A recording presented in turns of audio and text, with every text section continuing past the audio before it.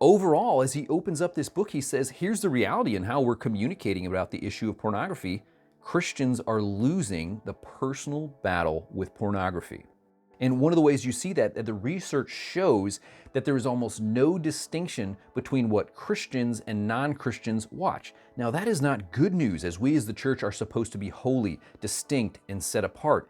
And maybe that's a good opportunity for all of us to look in the mirror and say, does the media that I consume, is there any difference in my life from someone who does not say that Jesus is their Lord? And if the answer is no, then it is a great opportunity to submit your viewing habits to the lordship of Christ. But yet we are very divided on the issue of pornography. The research shows a lot of Christians are struggling with it, but here's the tension. He says that we hate it and yet we view it. So what is it? How can we answer that question? How are we stuck in something that we say that we hate?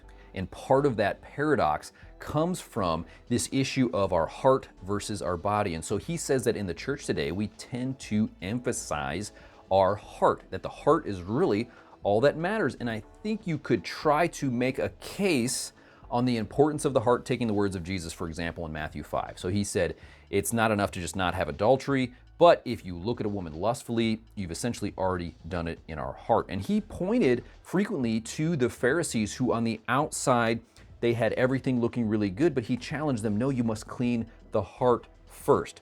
So what this book brings up is to ask the question of, well, have we gone too far? Have we actually said that the only thing that matters is the heart, and what you actually do with your body doesn't matter?